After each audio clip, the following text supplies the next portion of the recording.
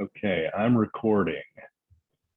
And I'm going to start on time because I'm sure your time in the evening is just as precious as my time.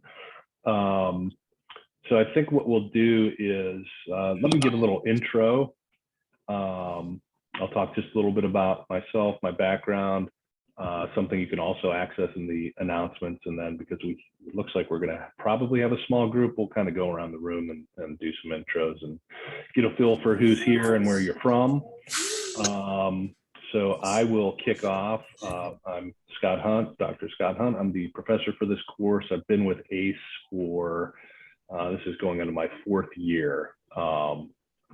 Currently, I work for the Ohio Department of Education. Any Ohio people on that I can, okay, good. Kevin, don't throw anything at me, but I'm the executive director of field relations at the department. I serve as a kind of the liaison between all of our stakeholders and all the things that happen out of the agency. It's kind of an umbrella statement, but lot of things that happen that are field facing. So I've been with the department for 3 years, but prior to that, I was a school superintendent, 6 years in Geauga County, Cardinal Local Schools.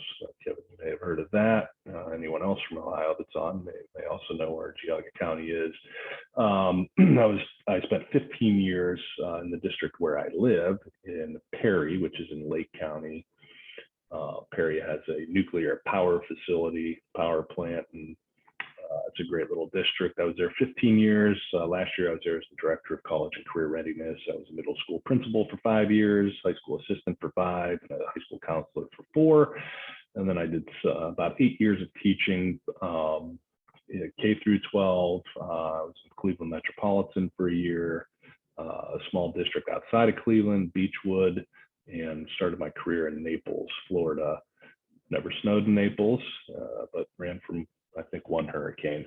I taught 5th grade for 4 years. So I also have some additional experience teaching college level coursework, teachers who were seeking master's degree, college, Lake Erie College, which is in Painesville, Ohio, and also was the professor for the adult degree completion program there. And that was in the mid 2010 to 2015. So which brings us, wow, just gonna have to mute. A lot of echoing, that's better. So that's kind of my background and experiences, and hopefully you'll be able to tap into this over the next 5 weeks. Is this everyone's second course?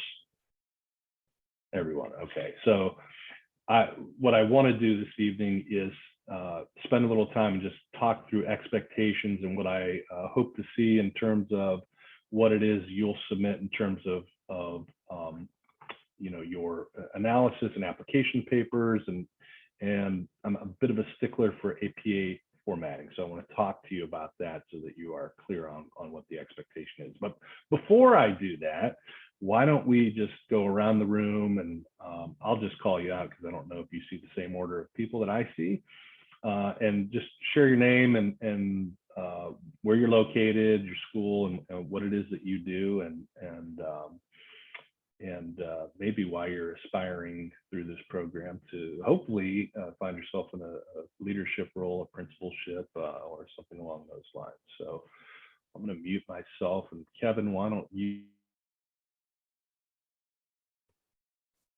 Hi, I'm Kevin Pask. I'm currently at Cuyahoga Falls High School as an intervention specialist. This will be going into my 7th year teaching now.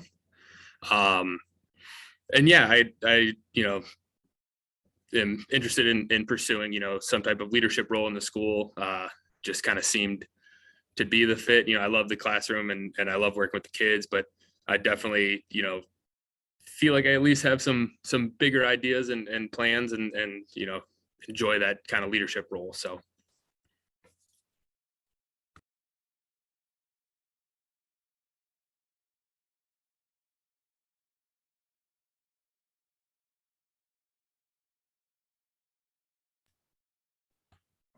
Lisa, sorry, I was muted. Hi, I'm Lisa. I'm in Connecticut. I'm a second grade teacher in Connecticut. I've taught in elementary school, third and fifth grades. So this is going to be my 17th year of teaching. I got my bachelor's at Florida Gulf Coast University. So that's right next to Naples, Florida. Yeah. Naples, love the area. Came back to the cold. And I'm TESOL certified. So during the summers, I've worked with adults in the past, doing adult education, and during the summers, I work with usually K and 1 L students, and it's like my favorite part of teaching. So I love it, and I'm ready to. I think I'm ready to take on a leadership role, or at least look into it. So I'm excited. Great, Ryan. How you doing? I'm out of New Jersey. I've been teaching for 16 years. I do a lot of coaching, so I'm kind of getting into that kind of side of things, athletic director or something like that. I love the classroom too. I teach special education at the middle school level. I do autistic classroom, both disabled, and then I push into a few classes. So I've seen a lot of different styles of teaching, so it's fun. I like it. Thanks, Ryan. Doug. Hey, how are you? My name's Doug Colmer. I smiled before and then raised my hand for FGCU because I live in Naples right now. I graduated from Florida Gulf Coast, and I teach at a school in Fort Myers, a charter school. It's actually right behind the Green Monster of JetBlue Park for like Fenway South, where the Red Sox have spring training. So I had a pretty cool view this year. So I was actually a first-year teacher this year, 5th grade. I graduated FGCU and became a cop in New York City because I'm born and raised, I'm from Long Island, so not far from Connecticut and New Jersey. But decided after studying elementary education and always kind of imagining myself being in an administration someday, I kind of just walked away from it and became a cop. Did that till I was injured in the line of duty, moved back down to Southwest Florida, and my path to education is wild. So I was a executive team leader for Super Target until retail management was insane while we were starting to have kids. And so then I went to work for Pulte Homes as a project manager because they were building our house and they recruited me as a customer or consumer. And then decided to launch my own marketing and advertising agency, which I did for 4 years until my partner and I had a massive falling out, a friend of 15 years. It was toxic to say the least. So I decided to just reset, take a step back and start back from where I had attempted to start, whatever it was 20 years prior. So there was a 5th grade opening and I jumped on it. I started as a perm sub and I got certified in December. But then by March, I was pulled from the classroom as admin support because administration was just completely overwhelmed. So I supported discipline and I supported, a bunch of different roles around the school. Never made it back to a classroom. Don't think I'll ever go back to a classroom. So I'll be one of 2 that head up discipline next year for 1,600 elementary school kids. So I'm excited. I was just invited to a Principals Leadership Academy in Orlando with a bunch of assistant principals and principals for Charter Schools USA. And it was great. So I'm excited. This kind of all happened a lot faster than I ever imagined it would, but this was where I assumed I would end up. Interesting story. So I still have a place in Lakewood. Are you near Lakewood? I don't know. East Trail. East Trail. Lately. Okay. All right. I'm not far. I used to do some work in that area. I'm not far from it where I live right now. Very cool. Thanks. Yeah. Interesting story, Doug. I'm so glad, Amber, you changed your name from Gunther to Amber because I wasn't quite sure what I would call you. So Amber, I figured I was I figured I'm like, Gunther kind of. No, hi guys, I'm Amber. I am in Indiana. I taught kindergarten for 5 years and then had babies and stayed home for 10. While I was staying home during the day, though, I did run my dance studio. I had a dance studio for about 15 years. And then when my baby went to kindergarten last year, I went back to school too, in first grade this time. So this will be my second year in first grade. And I've always been intrigued with admin and principals and assistant principals and what they do, what's going on behind the scenes, how can we make the school a better place and all that good stuff. And I am just a leadership kind of gal, running a dance studio by myself with over 150 kids for like 15 years. And I like to be a leader. I like to make things happen. And I love the classroom.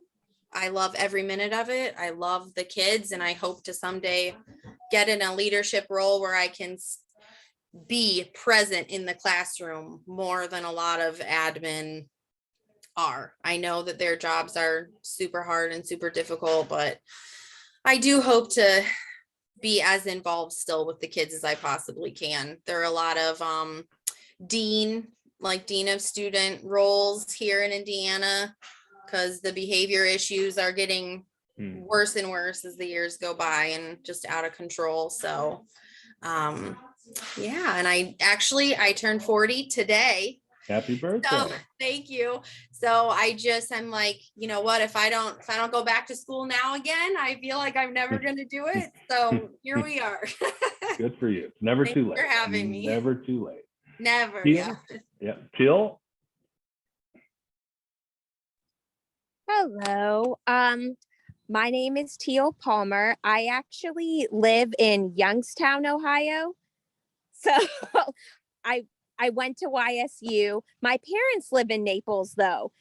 So I'm down there all the time. I love it. I'd rather live there. But Teal, let me interrupt you real quick, just so you know, I'm born and raised in Girard. So I know the area well. okay. I actually teach in Canfield. I'm a Okay. sixth grade language arts teacher. I think this is my 14th or 15th year. I've lost track. Before I was at Canfield, I think this is my 7th year at Canfield. I taught at a private school in Kent for 8 years. And I taught 6th, 7th, and 8th grade language arts and social studies. So yeah, I love the classroom, and I wanted to get my master's, and I thought I wanted to get it in something so that if I had to leave the classroom, I could still be heavily involved in a school. And I've had some not so good principals, and I've always thought, I think I could do better, or I think I could do that differently. So I just thought that this would be a very interesting program to be a part of. Great. Thank you. Laura? Yeah. Hi, I'm Laura, and I'm actually out in Portland, Oregon. So it sounds like I'm on the opposite side as everybody. I have been teaching for 23 years as a classroom teacher, and then I spent a couple of years as an instructional coach, and all within the same school district. And then I left. Next year, I start at a brand new school, brand new district after 23 years. Crazy. So I'm excited to see what opportunities this program opens up. I was at a very diverse school, and I'm moving to like a little country school. So we'll see how that goes. Awesome. Thank you.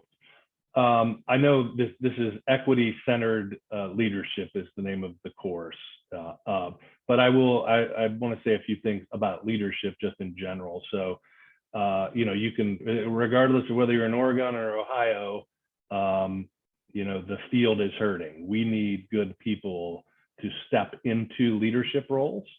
I can tell you in Ohio, I work closely with our Superintendents Association. We're going to have over 100 new superintendents in this state this year, which means that we're going to have probably quadruple that in the number of building administrators. And if you do your research around leadership, you know that the classroom teacher really has the number one impact on a student's achievement and progress.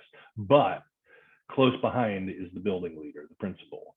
And so if we don't have good building principals, teachers can be great, but kids probably won't get as far as they need to go. So, stick with the program. And if that is what you're aspiring to do, we need good building principals. So hang in there, get whatever experiences you can. And I think you'll find that this course, and I don't know what your experience was with the first course. Was it assessment strategies? What course did you have first? Or were they all different maybe? Regardless, they're 5-week courses, so they're quick, as you know. We'll be through this course in 5 weeks like that in no time. So the course itself is really centered around how you lead with an equity lens. And so very important today, because one thing we found out, at least in the state of Ohio, and it probably can make the umbrella over the country, is that our most vulnerable, underrepresented populations of students lost out in the pandemic. We have kids that are so far behind, and we know who they are, because those are the students who typically we see a gap in their learning. It was just exacerbated by the pandemic. So when you lead in this with this lens, it's about all kids, all kids, all kids, all kids. You can't go into this thinking that only some kids can learn or some kids should get this. This is what we do is for all kids. And so I just want to throw that out there as you kind of think through some of the discussion boards and some of the assignments, that your lens has to be about how do you reach all kids. And so with that, I want to talk a little bit about the course. I'm going to try to share my screen. Maybe I'm going to share my screen. Let's see. Bear with me.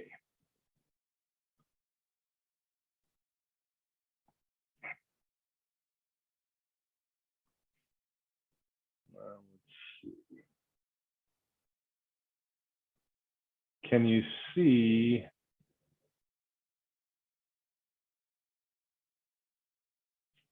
Can you see the course?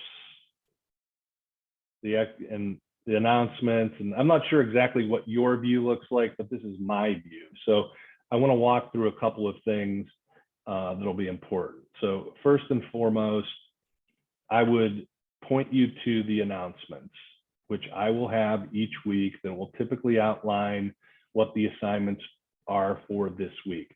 We had some questions about the first analysis paper. And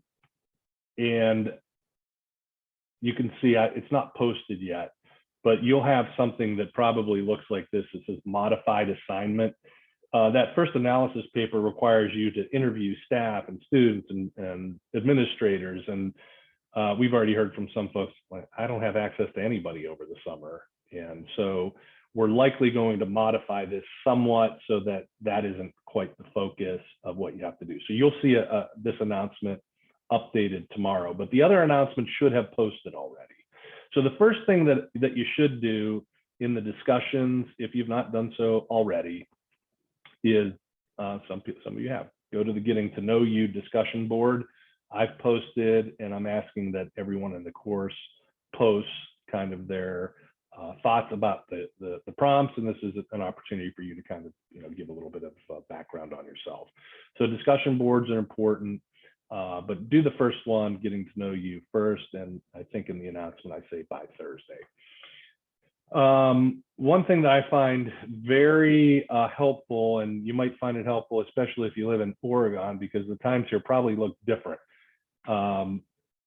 You need to hit your due dates based on this calendar. I would point you to this calendar every time you need to look for a due date, because that's when the items are built into the course, they close out. So I'd use this calendar and I just point you to that as you're kind of going through each assignment.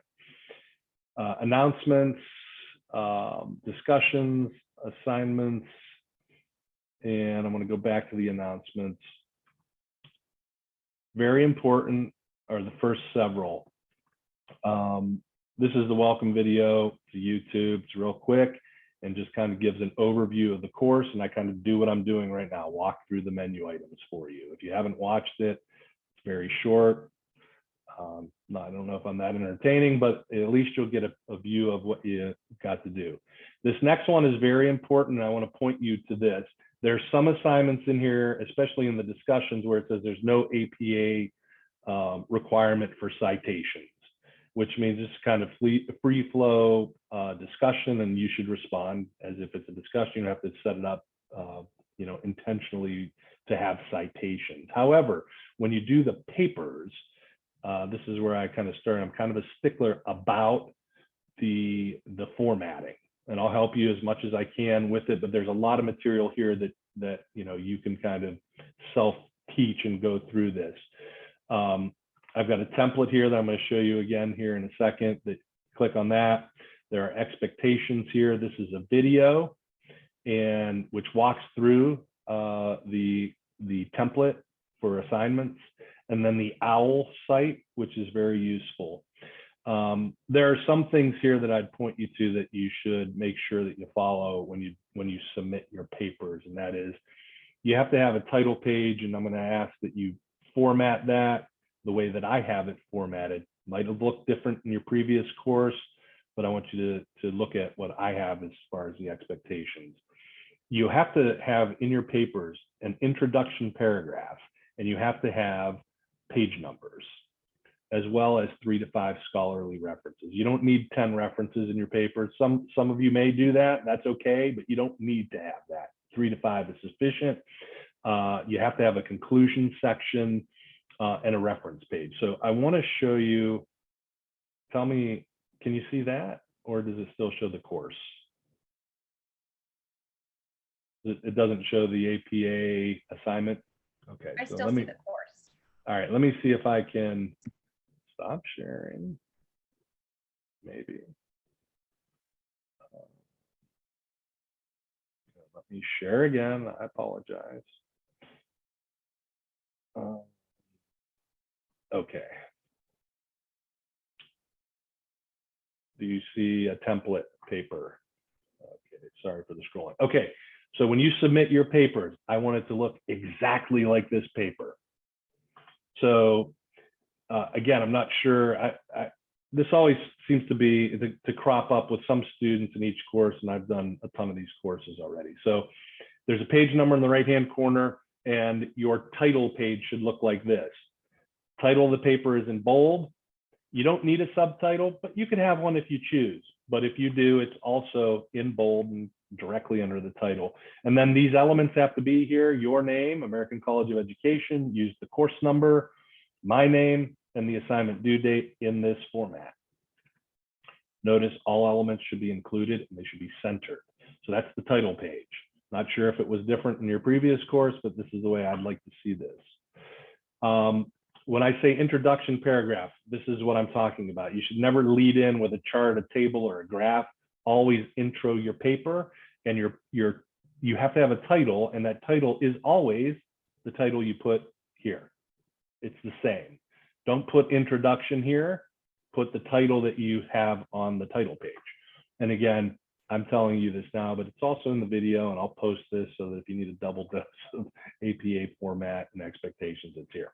And then you can see the headings, and I won't spend a lot of time here, but most of you will use level 1 and level 2 headings. Level 1 are bold and center, level 2 are bold and they are left aligned. And then I'm going to skip all the way down to the conclusion. You have to have a conclusion section, and it should be centered and in bold. And then your conclusion should be kind of a recap of your learning and any kind of synthesis that you've can pull together from whatever the research is that you were doing. It could be a couple of sentences, but typically it's at least a paragraph. for your conclusion. And then the reference page. References go on their own page, and it's references, not resources or anything, an offshoot of that. It's references, and references should be bold and centered. You will see that, and I think I have these correct. Now, this is a template I pulled together several courses ago, but I think this is in the proper APA format for these references.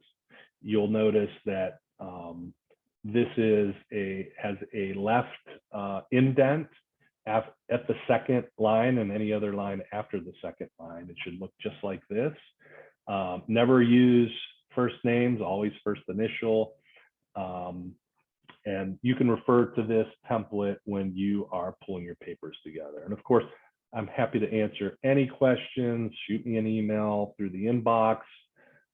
And I'm usually pretty good about getting back to folks. So just some things you should go through as you're getting ready to do the first analysis paper. So I'm not going to, other than to say when you do your in-text citation, so these things here I have outlined in yellow are typical types of citations you will find based on your reference list. If you have 3 references, you should have them cited individually, each of them in the body of your writing. So these 3 references are all part of the reference list. If you have something that you are going to reference and you plug it in, you just need to make sure you have it as part of the list at the end. So the OWL website that I believe that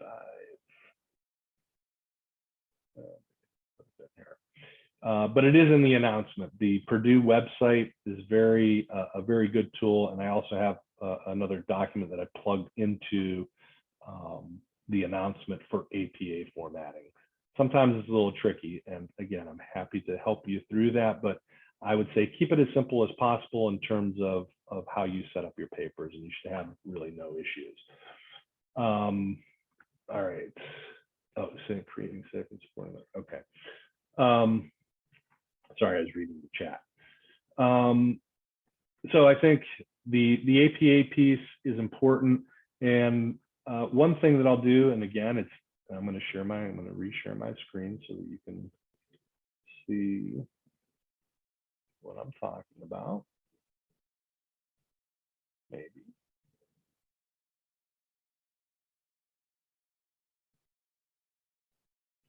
Oh, I just got the 10-minute warning. I hope it doesn't kick it off.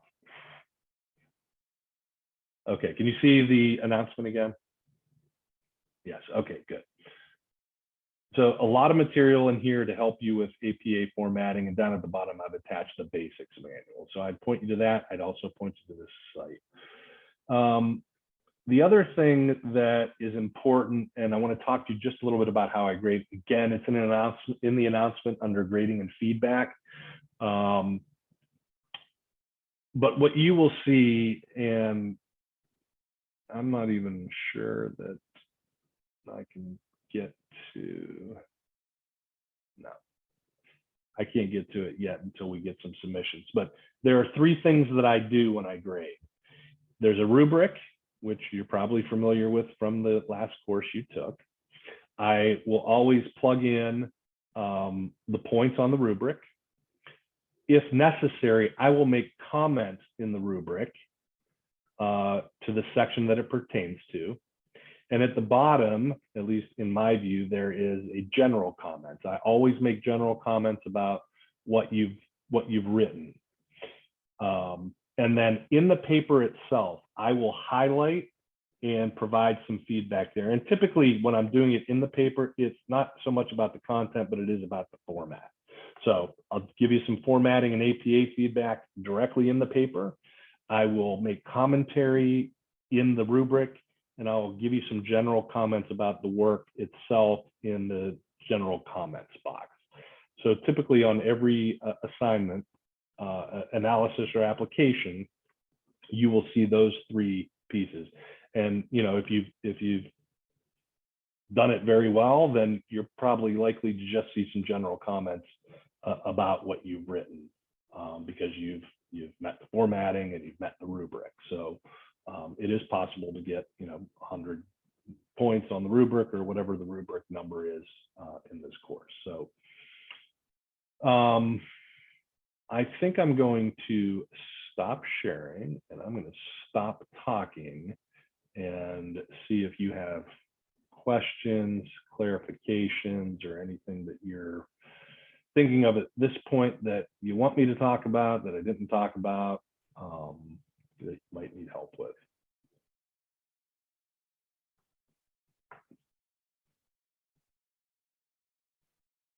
Laura. Hi. So you had mentioned that you're probably going or you are going to modify the first assignment Yeah. based on access. So when I was looking at filling out the that The equity tool. I don't even know what it's called right now. I'm sorry. It's the equity tool. Yeah. Yeah. So like I mentioned, I am moving to a brand new school. Okay. So I was able to research a bunch of things online. What is your recommendation if we don't have, like, if I can't find something for one? You can use your former school, or you'll notice, and so you'll get the announcement. So it looks very lengthy when you scroll through all of the equity pieces there. But it should take about 15 to 20 minutes because all you're really doing is kind of, tallying, where you are in each of those areas. And that tool is just meant for you to be able to identify trends in strengths and weaknesses. And I'll put this in the announcement. So you'll go through the tool based on what you know. You might not really know some of the items. And that's okay. You could put, I think, late in a 0, or you can make a note on the side that says, I don't have information for this. But what you're going to do when you write your analysis is going to be based on the trends you find in that data you're kind of self-collecting or working with others to collect, so that you can talk about, here are some strengths and here are some weaknesses, and what you can learn from those strengths and weaknesses. And that's what you'll put in your paper. Does that make sense? Okay. Yeah. Yes. Okay. Thank you. Good. Anyone else?